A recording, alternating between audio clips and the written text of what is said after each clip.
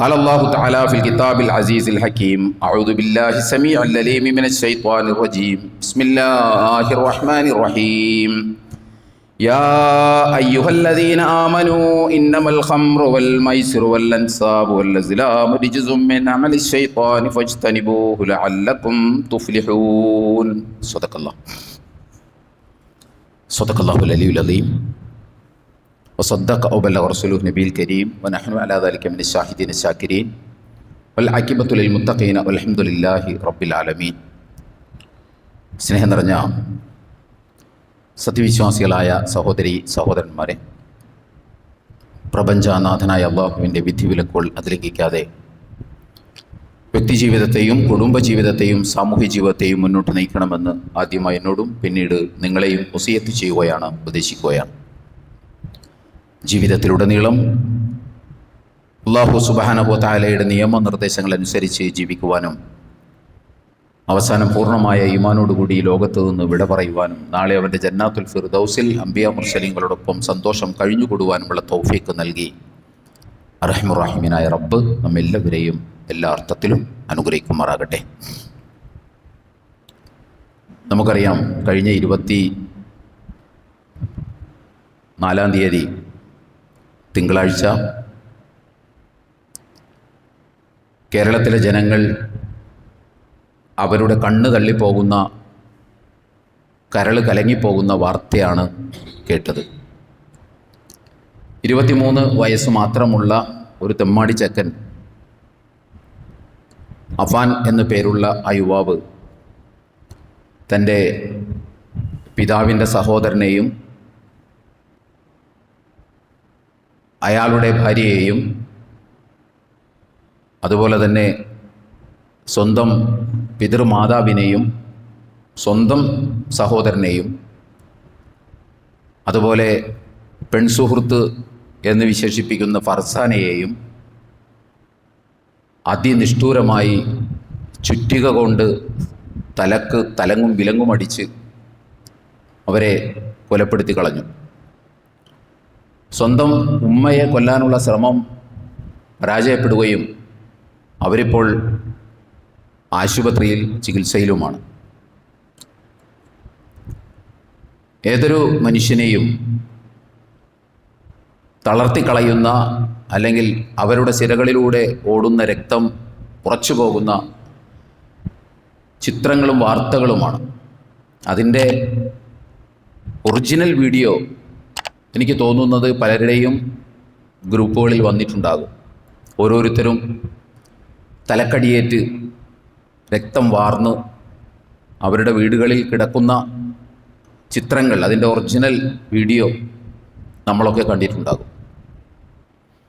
ഈ സംഭവത്തിന് ശേഷം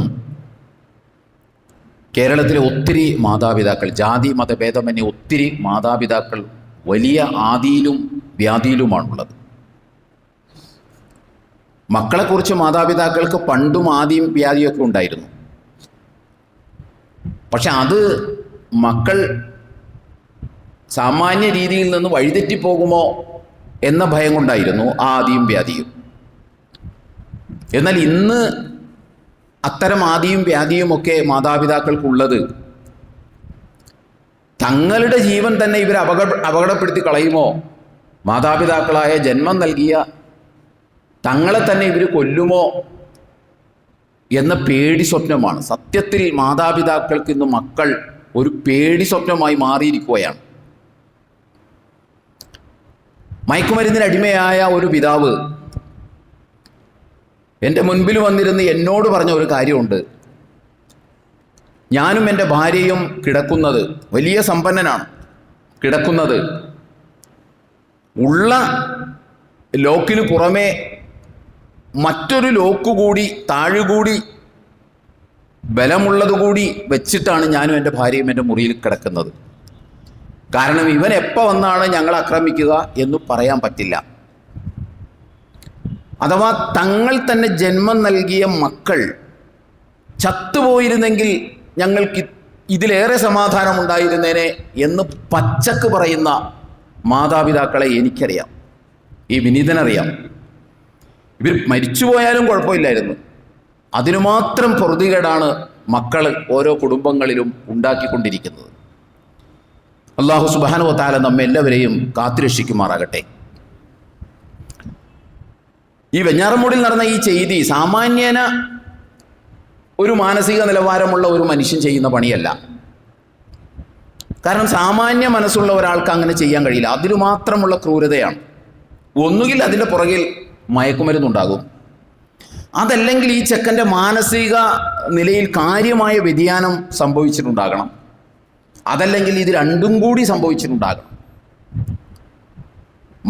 മറ്റേ മയക്കുമരുന്ന് ഉപയോഗിച്ചാൽ തന്നെ മാനസിക വ്യതിയാനം സംഭവിക്കും. കാരണം നിരന്തരമായി ഇത് ഉപയോഗിച്ചു കൊണ്ടിരുന്നാൽ മനോനില തെറ്റുന്ന അവസ്ഥയാണ് ആ വസ്തുക്കൾക്കുള്ളത്.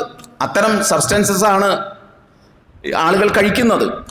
MDMA പോലെയുള്ള സിന്തറ്റിക് ഡ്രഗ്സ് എന്ന് പറഞ്ഞാൽ വളരെ ഗുരുതരമായ പ്രത്യാഘാതങ്ങൾ നമ്മുടെ മനോമണ്ഡലത്തിൽ സൃഷ്ടിക്കും. അപ്പോൾ ഇത് രണ്ടും കൂടി ആകാം. എന്തായാലും ഒരു കാര്യം നമുക്ക് തീർത്തു പറയാൻ കഴിയും. അതായത് മദ്യത്തിൻ്റെയും മയക്കുമരുന്നിൻ്റെയും കൂലംകുത്തിയുള്ള ഒഴുക്കും വ്യാപനവും ആളുകളുടെ ജീവിത വീക്ഷണത്തിൽ വന്ന അങ്ങേയറ്റത്തെ പ്രതിലോമകരമായ ജീവിത കാഴ്ചപ്പാടും കേരളീയ അല്ല ലോകത്തിൻ്റെ തന്നെ സാമൂഹികമായ സുരക്ഷിതത്വവും സമാധാനവും നിരന്തരമായി നഷ്ടപ്പെടുത്തിക്കൊണ്ടിരിക്കുന്നു എന്നത് ഒരു ഫാക്റ്റാണ്. എന്തു വന്നാലും എനിക്ക് ആസ്വദിക്കണം, മുന്തിരിച്ചാറ് പോലുള്ള ഒരു ഈ ജീവിതം എന്ന ഒരു ജീവിത കാഴ്ചപ്പാടാണ്. അതിനാണ് ഇന്ന് മേൽക്കൈ നേടിക്കൊണ്ടിരിക്കുന്നത്, അതിനാണ് ഇന്ന് മേൽക്കൈ ഉള്ളത്. അഥവാ തീർത്തും ഒരു individualism, my desire, my right, my body, my rule, my demand, എല്ലാം എൻ്റെ ആഗ്രഹം, എൻ്റെ ശരീരം, എൻ്റെ താല്പര്യങ്ങൾ, എൻ്റെ അവകാശം, ഇങ്ങനെയുള്ള എല്ലാം എൻ്റേതെന്ന് പറയുന്ന തീർത്തും ഇൻഡിവിജ്വലായിട്ടുള്ള വ്യക്തിവാദത്തിലേക്കാണ് ആളുകൾ പോയിക്കൊണ്ടിരിക്കുന്നത്. നമ്മൾ മനസ്സിലാക്കേണ്ടത് 25-ാം തീയതി മാധ്യമ ദിനപത്രത്തിൽ തിരുവനന്തപുരം മെഡിക്കൽ കോളേജിലെ സൈക്യാട്രി ഡിപ്പാർട്ട്മെൻറ്റിലെ പ്രൊഫസർ അരുൺ ബി നായർ മാധ്യമത്തിൽ ഒരു ലേഖനം എഴുതിയിട്ടുണ്ട് ഈ തിരുവനന്തപുരം സംഭവത്തിൻ്റെ പശ്ചാത്തലത്തിൽ. അദ്ദേഹം ആ ലേഖനം തുടങ്ങുന്നത് തന്നെ ഇങ്ങനെയാണ്: 2 പതിറ്റാണ്ടായി അഥവാ 20 കൊല്ലമായി മനുഷ്യ സ്വഭാവത്തിൽ അക്ഷമയും എടുത്തുചാട്ടവും കൂടിയിട്ടുണ്ട്. അതുപോലെ സോഷ്യൽ ഡിസ്കണക്ഷനും അഥവാ സാമൂഹിക വിച്ഛേദനവും വലിയ തോതിൽ സംഭവിച്ചിട്ടുണ്ട്. അത് ഡിജിറ്റൽ വിപ്ലവത്തിൻ്റെ ഭാഗമായിട്ടാണ്. ഡിജിറ്റൽ ഉപകരണങ്ങൾ അമിതമായി ഉപയോഗിക്കുന്നതിൻ്റെ ഭാഗമാണ് ഈ അക്ഷമയും എടുത്തുചാട്ടവും എന്നാണ് അദ്ദേഹം ആ ലേഖനം തുടങ്ങുന്നത്. ഇത് പറഞ്ഞുകൊണ്ടാണ്. നമുക്ക് എല്ലാവർക്കും അറിയാം അദ്ദേഹം ആ പറയുന്നത് ശരിയാണ്. കാരണം ഈ ഡിജിറ്റൽ ഉപകരണങ്ങളുടെ സാധ്യതകൾ വളരെ വളരെ അഡ്വാൻസ്ഡ് ആണ്.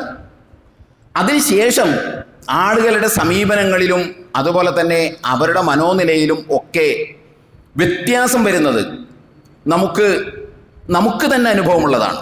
വലിയ പ്രകടമായ വ്യത്യാസങ്ങൾ, സൂക്ഷ്മവും സ്ഥൂലവുമായ വ്യത്യാസങ്ങൾ മനുഷ്യൻ്റെ സ്വഭാവത്തിലും പെരുമാറ്റത്തിലുമൊക്കെ വരുന്നത് ഗവേഷണം നടത്തേണ്ടതല്ല. നമ്മുടെ മക്കളെയും നമ്മളെയും നമ്മുടെ ചുറ്റുവട്ടത്തെയും ഒക്കെ ആ നിലക്കൊന്ന് നിരീക്ഷിച്ചാൽ നമുക്ക് മനസ്സിലാകും മാറ്റങ്ങൾ വരുന്നുണ്ട് എന്നുള്ളത്. അതൊരു യാഥാർത്ഥ്യമാണ്. അദ്ദേഹം പറഞ്ഞത് ഒരു സത്യം തന്നെയാണ്. പക്ഷെ അതിനപ്പുറം നമ്മൾ വേറെ ചിലതുകൂടി പഠിക്കേണ്ടതുണ്ട് എന്നാണ് പലപ്പോഴും നമുക്ക് തോന്നുന്നത്. ഈ ഡിജിറ്റൽ മാധ്യമങ്ങൾ അഥവാ സോഷ്യൽ മീഡിയകൾ, കമ്പ്യൂട്ടറുകൾ, അതിൻ്റെയൊക്കെ മുൻപിൽ നിരന്തരം ഇരിക്കുന്ന ആളുകളെ സംബന്ധിച്ചിടത്തോളം അവരുടെ മനസ്സിൽ വ്യത്യാസങ്ങൾ വരുന്നുണ്ട്. അത് അവരുടെ സ്വഭാവത്തിലും ആ വ്യത്യാസം നമുക്ക് വരുന്നത് കാണാൻ സാധിക്കും. പക്ഷെ അതിനൊക്കെ അപ്പുറം ഇതോടൊപ്പം തന്നെ മനുഷ്യരുടെ മനോനിലയിൽ ജൈവികമായ വല്ല വ്യതിയാനങ്ങളും ഇതോടൊപ്പം സംഭവിക്കുന്നുണ്ടോ എന്ന് സ്വാഭാവികമായിട്ടും ആലോചിക്കാവുന്ന മാറ്റങ്ങൾ ആളുകളിൽ സംഭവിക്കുന്നുണ്ട്. ഈ ഡിജിറ്റൽ വിപ്ലവത്തിൻ്റെ ഭാഗമായി ഡിജിറ്റൽ ഉപകരണങ്ങളുടെ സ്വാധീനത്തിനപ്പുറം മനുഷ്യൻ്റെ മനോനിലയിലൊക്കെ ജൈവികമായി തന്നെ വ്യത്യാസങ്ങൾ വരുന്നുണ്ടോ എന്നൊക്കെ പഠിക്കേണ്ടതുണ്ട്. അത്തരം പഠനങ്ങളൊക്കെ ലോകത്ത് നടക്കുന്നുണ്ട്. അങ്ങനെ എങ്ങാനുമാണ് സംഭവിക്കുന്നതെങ്കിൽ മനുഷ്യകുലം തന്നെ വലിയ പ്രതിസന്ധിയിലേക്കാണ് പോകാൻ പോകുന്നത്. ഞാനിത് പറയാനൊരു കാരണമുണ്ട്. നമ്മുടെ പുതിയ ജനറേഷനെ നമ്മൾ എടുത്തു നോക്കിക്കഴിഞ്ഞാൽ പുതിയ ജനറേഷന് ഇൻ്റലിജൻറ്റ് ക്വോഷ്യൻ കൂടുതലാണ്, അഥവാ IQ എന്ന് പറയുന്ന ബുദ്ധി കൂടുതലാണ്. നമ്മളെപ്പോലുള്ള നമ്മുടെ ചെറുപ്പത്തിലുള്ള ബുദ്ധിയൊന്നുമല്ല ഇപ്പോഴത്തെ ചെറുപ്പ കുട്ടികൾക്കുള്ള ബുദ്ധി എന്ന് പറയുന്നത്. അപ്പോൾ IQ കൂടുതലാകുന്നുണ്ട്. അതുമാത്രമല്ല, അവർക്ക് നമ്മൾക്കൊക്കെ ഉണ്ടായിരുന്നതിനേക്കാൾ കൂടുതൽ ഗ്രാസ്പിംഗ് പവർ, ക്യാച്ചിങ് പവർ ഒക്കെ കൂടുതലാണ്. നമ്മുടെ മക്കളെ എടുത്താലും നമുക്ക് ആ പ്രായത്തിൽ ഒരു കാര്യം കേട്ടാൽ മനസ്സിലാകുന്നതിനേക്കാൾ പെട്ടെന്ന് ഇവർക്ക് മനസ്സിലാകുന്നുണ്ട്. അതുപോലെ തന്നെ ആ പവർ കൂടുതലാണ്. അങ്ങനെ പെട്ടെന്ന് ക്യാച്ച് ചെയ്യാനുള്ള പവർ, പെട്ടെന്ന് ഗ്രാസ്പ് ചെയ്യാനുള്ള, ഗ്രഹിക്കാനുള്ള ശേഷിയൊക്കെ പുതിയ തലമുറക്ക് വളരെ കൂടുതലാണ്. അതോടൊപ്പം തന്നെ അറിവ് വളരെ കൂടുതലാണ്. പക്ഷെ ഒരു പ്രശ്നം, തിരിച്ചറിവ് കുറവാണ്. അറിവ് അളവ് വളരെ കൂടുതലാണ്, പക്ഷേ തിരിച്ചറിവ് കുറവാണ്. അതുപോലെ തന്നെ ക്ഷമയും വീണ്ടും വിചാരവും ഇവർക്ക് വളരെ കുറവാണ്.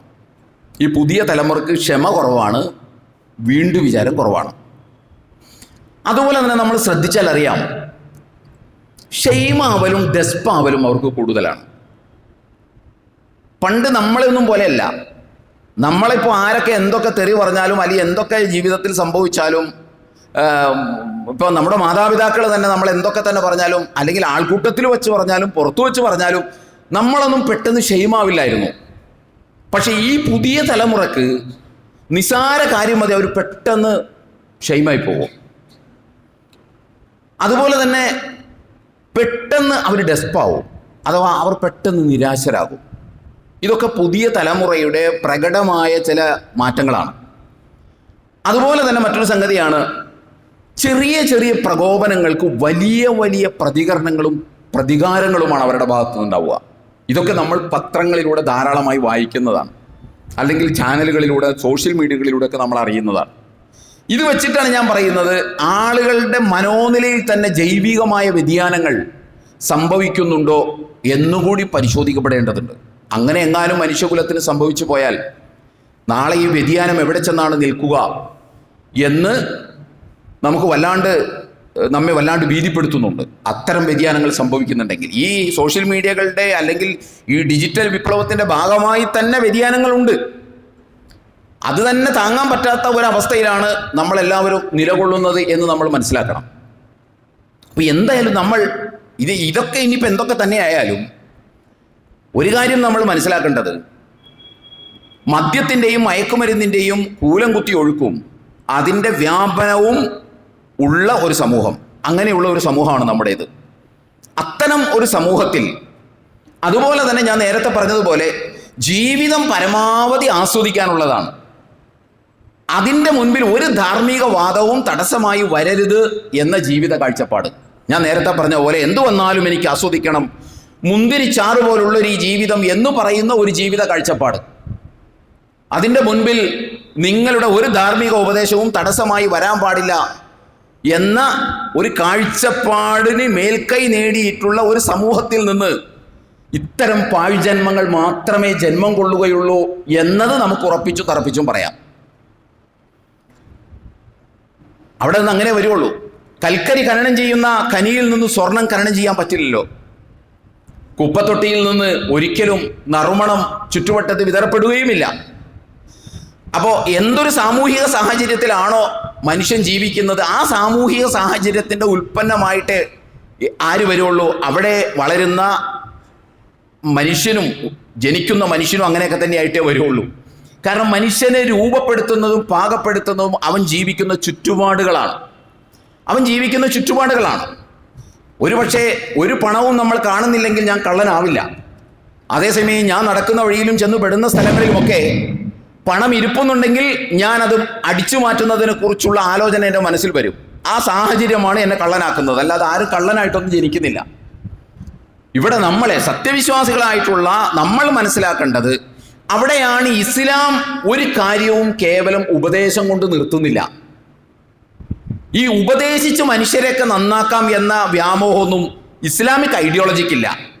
അല്ലെങ്കിൽ അള്ളാഹു സുബ്ഹാനഹു വ തആല ഖുർആനിലൂടെ നമ്മളെ പഠിപ്പിച്ചിട്ടില്ല. വഅദ് പറഞ്ഞ് എല്ലാവരെയും ശരിയാക്കാം, ഉപദേശിച്ചും ക്ലാസ് എടുത്തും എല്ലാവരെയും ശരിയാക്കാം എന്ന് ഇസ്ലാം അങ്ങനെ മനസ്സിലാക്കിയിട്ടില്ല. ഇസ്ലാം അങ്ങനെ ആരോടും പറയുന്നില്ല, അള്ളാഹ് നമ്മളോടും പറഞ്ഞിട്ടില്ല. അതുകൊണ്ടാണ് ഈ പോയിന്റ് നമ്മൾ മനസ്സിലാക്കണം. അതുകൊണ്ടാണ് ഇസ്ലാമിന് ഒരു രാഷ്ട്രസങ്കല്പവും ഒരു രാഷ്ട്രീയ സങ്കല്പവും ഉണ്ടാവാനുള്ള പ്രധാന കാരണം. ഒപ്പം ക്രിമിനൽ ലോയും സിവിൽ ലോയും ക്രിമിനൽ ലോയും സ്പിരിച്വൽ ലോ പോലെ തന്നെ ക്രിമിനൽ ലോയും അതുപോലെ തന്നെ സിവിൽ ലോയൊക്കെ ഇസ്ലാമിന് ഉണ്ടായത് അതുകൊണ്ടാണ്. കാരണം ഒരേ സമയം നിയമത്തിൻ്റെ വഴികളും അതേ സമയം ഉത്ബോധനത്തിൻ്റെ വഴികളും അതേ സമയം ശിക്ഷയുടെ വഴികളും, ഈ 3 വഴികളും ഇസ്ലാം തേടുന്നുണ്ട്.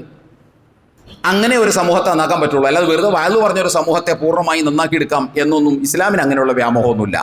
അതുകൊണ്ട് തന്നെയാണ് ഇസ്ലാം വിശുദ്ധ ഖുർആൻ എടുത്ത് നോക്കിയാൽ തന്നെ നമുക്കിത് മനസ്സിലാകുന്നത്. കാര്യങ്ങൾ പ്രായോഗികമായി നടപ്പാകണമെങ്കിൽ വഅദ് പോരെന്നും അതിന് ഒരു നിയമത്തിൻ്റെ ആധിപത്യം ഉണ്ടാകേണ്ടെന്നും ഒരു അധികാര കേന്ദ്രത്തിൻ്റെ ആധിപത്യം ആവശ്യമാണെന്നും അതോടൊപ്പം തന്നെ കുറ്റം ചെയ്യുന്നവനെ ശിക്ഷിച്ചാൽ മാതൃകാപരമായി ശിക്ഷിച്ചാൽ മാത്രമേ ഇതൊക്കെ പ്രായോഗിക തലത്തിൽ, കാരണം ഒരു സമൂഹത്തിന് ആരോഗ്യകരമായി ജീവിക്കണമെങ്കിൽ വഅദ് കേട്ടാൽ മാത്രം പോരാ, അല്ലെങ്കിൽ ഉപദേശം കേട്ടാൽ മാത്രം പോരാ, അങ്ങനെ ജീവിക്കാൻ കഴിയില്ല. ചുറ്റുപാടുകൾ ആരോഗ്യകരമായാൽ മാത്രമേ ആ ചുറ്റുപാടിൽ ജനിക്കുന്ന മനുഷ്യനും മാനസികമായും ശാരീരികമായും ആരോഗ്യകരമായി ജനിക്കുകയും ജീവിക്കുകയും ചെയ്യുള്ളൂ. അതുകൊണ്ട് തന്നെയാണ് ഇസ്ലാം അങ്ങനെ ചിന്തിക്കുന്നത്. അതുകൊണ്ടാണല്ലോ അള്ളാഹുവിൻ്റെ റസൂലിനോട് ഒരു സഹാബി ചോദിച്ചപ്പോൾ റസൂലുള്ളാഹി സ്വല്ലല്ലാഹു അലൈഹി വസല്ലം പറഞ്ഞെന്താ, ഞാൻ 23 കൊല്ലം കഴിയുമ്പോൾ അല്ലെങ്കിൽ ഞാൻ ഇത് പൂർത്തീകരിക്കും. എങ്ങനെ പൂർത്തീകരിക്കും എന്നാ പറഞ്ഞേ? എങ്ങനെ പൂർത്തീകരിക്കുന്നു അള്ളാഹുവിൻ്റെ റസൂൽ പറഞ്ഞത്? ഇവിടെയുള്ള എല്ലാവരും ആരാധനകൾ നിർവഹിക്കുന്നവരായി മാറും, ഇവിടെയുള്ള എല്ലാവരും അള്ളാഹുവിനോട് മാത്രം വിളിച്ചു പ്രാർത്ഥിക്കുന്നവരായി മാറും എന്നാണോ അള്ളാഹുവിൻ്റെ റസൂൽ പറഞ്ഞത്? അല്ല. സെൻആൻ മുതൽ ഹദർമൗത്ത് വരെ ചെന്നായെ മാത്രമേ ഭയപ്പെടേണ്ടതുള്ളൂ. ആട്ടിൻകുട്ടികൾക്ക് മറ്റൊന്നിനെയും ഭയപ്പെടേണ്ടതില്ലാത്ത വിധം സാമൂഹിക സുരക്ഷിതത്വം അച്ചീവ് ചെയ്യും, ഞാൻ നേടിയെടുക്കും, അല്ലെങ്കിൽ അങ്ങനെ ഇവിടെ ഉണ്ടാകും എന്നാണ് പറഞ്ഞത്.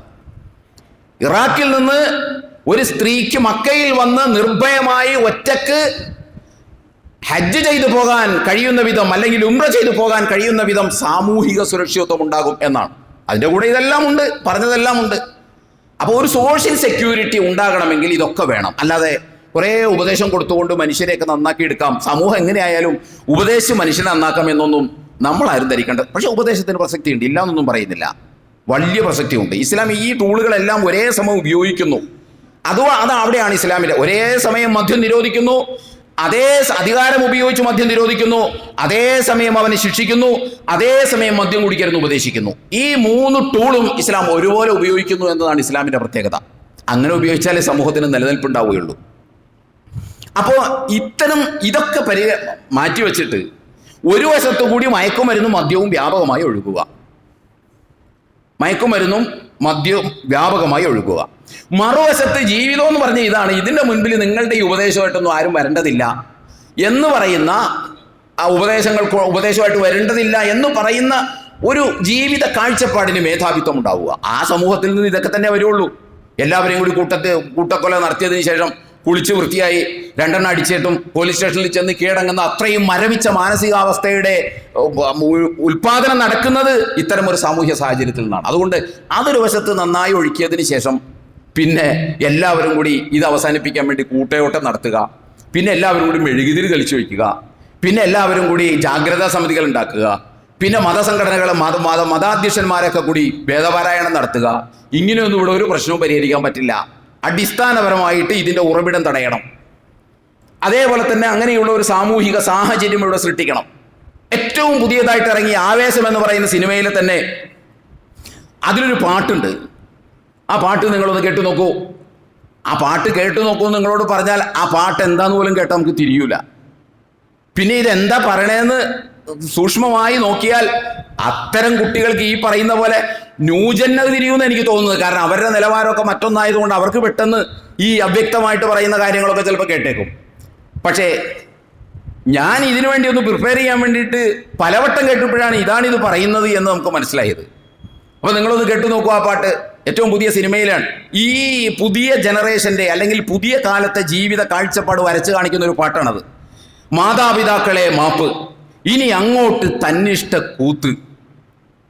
വായി തോന്നിയതൊക്കെ വിളിച്ചു പറയുന്ന പോലെയാണ്.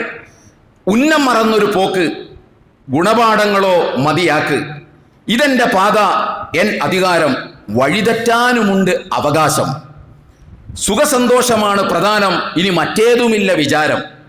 പുരമതി ഇനി പുനരധിവാസം, അടിമുടിയൊരു പുതിയ വിലാസം. തനിനിറമെടുത്തണിയണ നെഞ്ചെ കാട്ട് തോന്നിയാസം. വേറെ പാട്ടുകളുണ്ട് അതിനകത്ത്. ഈ മിമ്പറിൽ നിന്ന് ഈ കാര്യങ്ങൾ പറയേണ്ടതില്ലല്ലോ എന്ന് വിചാരിച്ചിട്ടാണ്. ഒന്ന് ആലോചിച്ച് നോക്കിയേ. മാതാപിതാക്കളെ മാപ്പ്, ഇനി അങ്ങോട്ട് തന്നിഷ്ടക്കൂത്ത്, ഉന്നം മറന്നൊരു പോക്ക്, ഗുണപാഠങ്ങളോ മതിയാക്ക്. വഴിതെറ്റാനുമുണ്ട് അവകാശം. ഒന്ന് ആലോചിച്ച് നോക്കിയേ. ഇതൊക്കെ ആളുകളിൽ ഉണ്ടാക്കുന്ന, എന്നിട്ടത് ചിത്രത്തോടു കൂടി നമ്മുടെ മുമ്പിൽ വരികയാണ് ഈ കൂത്ത് നടത്തുന്നത്. ഇതൊക്കെ ആളുകളിൽ ഉണ്ടാക്കുന്ന മാറ്റം എത്രമാത്രം വലുതാണ് എന്ന് നമ്മൾ ആലോചിക്കണം. നമ്മൾ ഒരുപക്ഷെ നമ്മുടെ പ്രായത്തിലുള്ള പക്വതയുള്ള ആളുകൾ ഇതൊന്നും കേട്ട് ചിലപ്പോൾ ഒന്നും സംഭവിക്കില്ലായിരിക്കാം. പക്ഷേ ഈ പുതിയ തലമുറകളിലൊക്കെ ഇതൊക്കെ സ്വാധീനിക്കുന്നുണ്ട് എന്നുള്ളത് വലിയൊരു സംഗതി തന്നെയാണ്. അപ്പോൾ അടിസ്ഥാനപരമായിട്ട് നമ്മൾ മനസ്സിലാക്കേണ്ടത്, ഇതിന് ഒരു പരിഹാരം ആരെങ്കിലും ആഗ്രഹിക്കുന്നുണ്ടെങ്കിൽ, ഞാൻ പറയുന്നു, ഇവൻ്റെ അഫാൻ്റെ കാര്യത്തിൽ സംഭവിച്ചിട്ടുള്ളത് മയക്കുമരുന്നിനേക്കാൾ ഉപരിയായിട്ട് ജീവിത വീക്ഷണമാണ്. അത് ഞാൻ പറയാം. നമ്മൾ വിശദമായിട്ട് അതിൻ്റെ കാര്യങ്ങളൊക്കെ പറഞ്ഞു പോയിട്ടുള്ളതാണ്. മദ്യവും മയക്കുമരുന്നിൻ്റെ ഇതുപോലത്തെ ഇതിപ്പോൾ അവസാന സംഭവമൊന്നുമല്ല. ഈ 2025 പിറന്നതിന് ശേഷം മാർച്ച് മാസമേ ആയിട്ടുള്ളൂ, ഫെബ്രുവരി അവസാനിക്കുന്നേ ഉള്ളൂ. എത്രയോ കൊലപാതകങ്ങൾ, കൂട്ടക്കൊലകളാണ് നമ്മുടെ ഈ സംസ്ഥാനത്ത് നടന്നത്. ഇപ്പം ഇന്നലെ പോലും മാധ്യമങ്ങൾ നമ്മൾ വായിച്ചില്ലേ, മയക്കുമരുന്ന് അടിച്ചിട്ട് ഒരുത്തൻ ഉമ്മാനെ അടിച്ച് അവശനാക്കി. മരുന്ന് കഴിച്ചിട്ട് അത് പിന്നെ വാങ്ങാൻ കാശില്ലാതെ വരികയോ അല്ലെങ്കിൽ ഉമ്മ വാല കൊടുക്കൂലെന്ന് പറയുകയോ ഒക്കെ ചെയ്തതിൻ്റെ ഭാഗമായിട്ടായിരിക്കാം പ്രകോപിതനായി അവസാനം ഉമ്മയെ തലങ്ങും വിലങ്ങും അടിച്ച്, എന്നിട്ട് അവനെ പോലീസ് അറസ്റ്റ് ചെയ്ത്. ഇന്ന് നിങ്ങൾ പത്രം എടുത്ത് നോക്കൂ. ഒരു സത്യം നിങ്ങൾക്കറിയാമോ? ഞാനത് സ്പെഷ്യലായിട്ട് നോക്കുന്ന ആളായതുകൂടി പറയുകയാണ്. എല്ലാ ദിവസവും ഉണ്ട് പത്രത്തിൽ.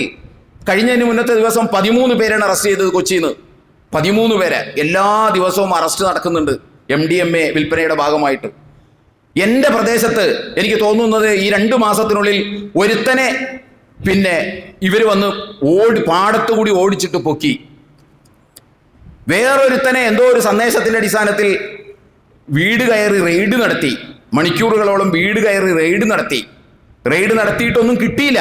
അതുകൊണ്ട് അവനെ പിടിക്കാൻ പറ്റിയില്ല എന്നാണ് പറയുന്നത്. ഇത് വ്യാപകമായിട്ട് നമ്മുടെ മക്കളെ ഒക്കെ കീഴ്പ്പെടുത്തിക്കൊണ്ടിരിക്കുകയാണ്.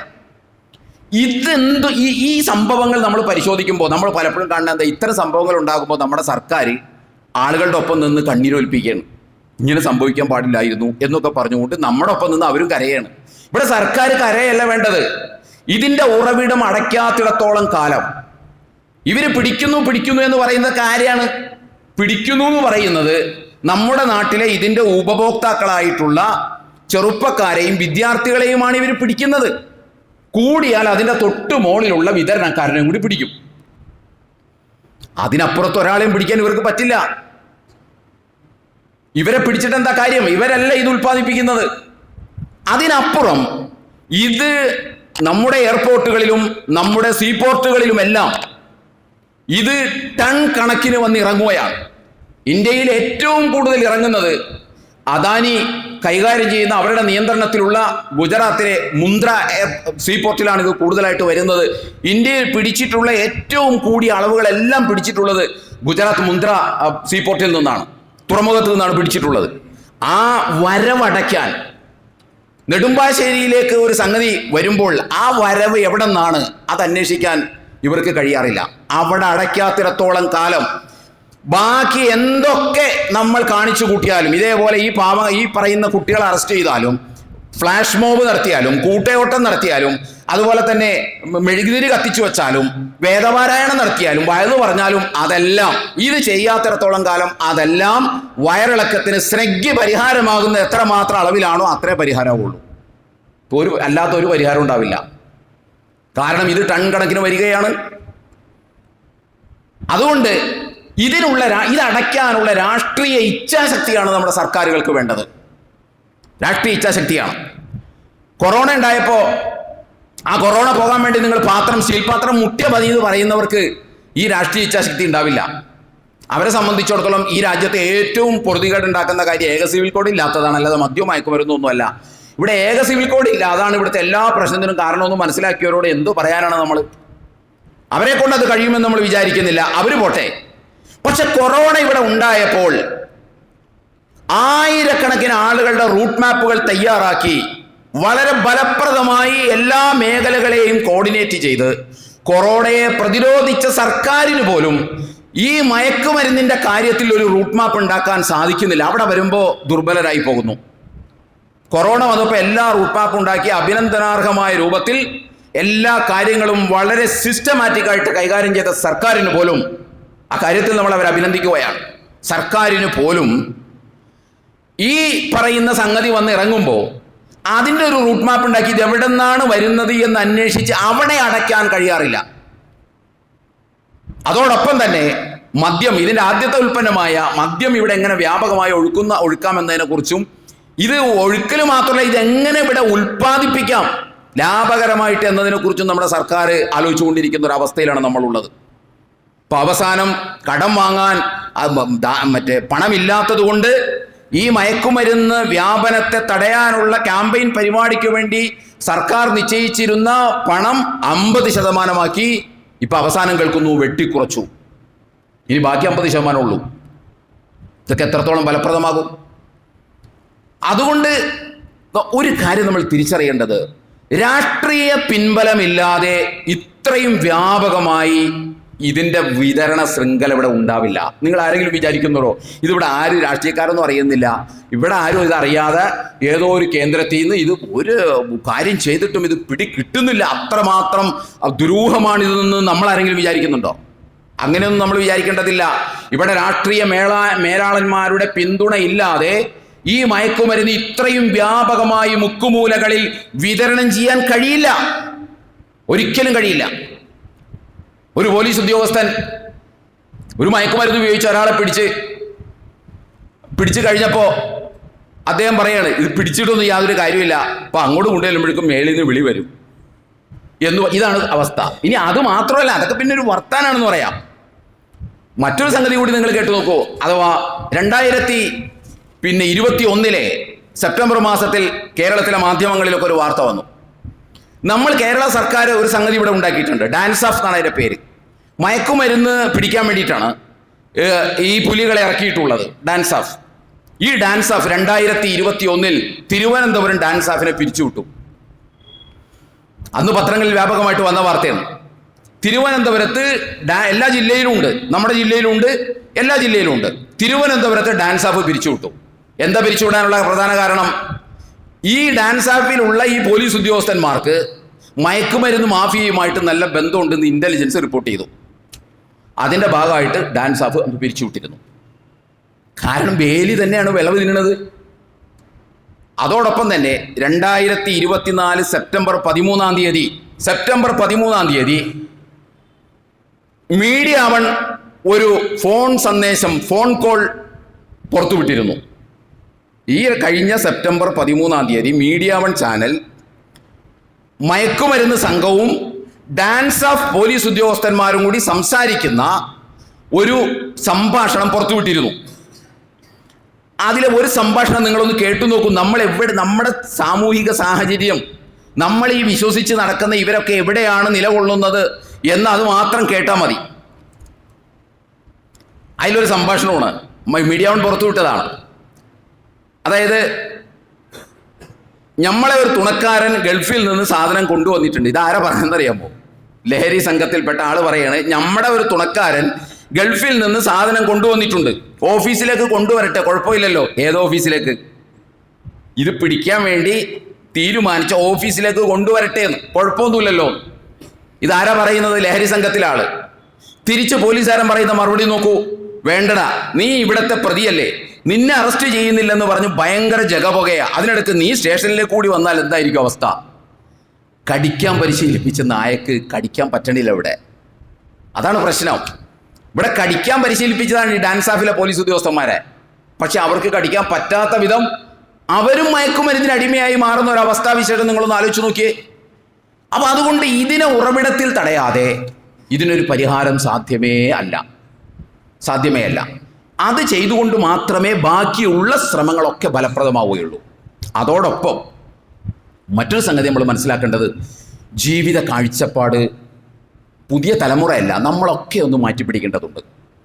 ഇപ്പോൾ ഈ ചെക്കൻ്റെ കാര്യത്തിൽ സംഭവിച്ചത് അവൻ്റെ ആർഭാടപൂർണമായ ജീവിതമാണ് എന്നാണ് ഇപ്പോൾ അവസാനത്തെ, ഇപ്പോൾ ഇന്ന് രാവിലെ 10 മണിക്കുള്ള ന്യൂസ് പോലും കേൾക്കുമ്പോൾ വരുന്നത് ഇവൻ്റെ ഈ ആർഭാടപൂർണമായ ജീവിതം. ഈ ജീവിതത്തിന് വേണ്ടിയിട്ടാണ് ഇതൊക്കെ കാണിച്ചു കൂട്ടുന്നത്. എല്ലാവർക്കും എല്ലാ കാര്യങ്ങളും നടക്കണം, അത് എത്രയും പെട്ടെന്ന് നടക്കണം. അപ്പോൾ അതിൻ്റെ ഭാഗമായിട്ട് എന്താ ചെയ്യാൻ പറ്റുക? പെട്ടെന്ന് പണം ഉണ്ടാക്കാനുള്ള ഒരു മാർഗം എന്താണെന്ന് ചോദിച്ചാൽ ഈ മയക്കുമരുന്ന് വിൽക്കുക എന്നുള്ളതാണ്. അതേപോലെ തന്നെ ആവശ്യമില്ലാത്ത ഓൺലൈൻ തട്ടിപ്പുകളൊക്കെ നടത്തുക. ആർക്കും ഒരു ക്ഷമയുമില്ല. പതുക്കെ അധ്വാനിച്ചുണ്ടാക്കി കാശുണ്ടാക്കി അത്യാവശ്യം മാന്യമായ ജീവിതം നയിക്കാനല്ല ആരും നോക്കുന്നത്. എത്ര പെട്ടെന്ന് ആർഭാടപൂർണമായ ജീവിതം നയിക്കാം, ആർഭാടപൂർണമായ വീട് വയ്ക്കാം, ആർഭാടപൂർണമായ വാഹനം വാങ്ങാം, ആർഭാടപൂർണമായ ലൈഫ് സ്റ്റൈൽ എങ്ങനെ ലീഡ് ചെയ്യാം എന്നുള്ളതിനെ കുറിച്ചാണ് ആലോചിച്ചുകൊണ്ടിരിക്കുന്നത്. അതിൻ്റെ ഒക്കെ ദുരന്തമാണിത്. അതാ ഞാൻ പറഞ്ഞു, ഒരു വഴിക്ക് ഇത് വഴി അടയ്ക്കണം, മറുവശത്ത് ഈ ജീവിത കാഴ്ചപ്പാട് മാറ്റണം. അല്ലാതെ ഈ മനുഷ്യകുലത്തിന് അതിജീവിക്കാൻ സാധ്യമേ അല്ല. ഇതൊരു കുറച്ച് നാളിങ്ങനെ മുന്നോട്ട് പോകുന്നു മാത്രമേ ഉള്ളൂ. അതിനപ്പുറം അതിജീവിക്കുക സാധ്യമേ അല്ല. രണ്ടാമത്തെ കാര്യം വിശദമായി പറയേണ്ടതാണെങ്കിലും ചുരുക്കി പറഞ്ഞുകൊണ്ട് ഞാൻ അവസാനിപ്പിക്കുകയാണ്. രണ്ടാമത്തെ കാര്യം, നമ്മളുടെ മക്കളെ ഒന്ന് ചേർത്ത് പിടിക്കണം എന്ന് പറഞ്ഞു കഴിഞ്ഞാൽ അവരുടെ ആവശ്യമൊക്കെ അന്വയിച്ചറിഞ്ഞാൽ അതൊക്കെ വാങ്ങിക്കൊടുക്കലല്ല.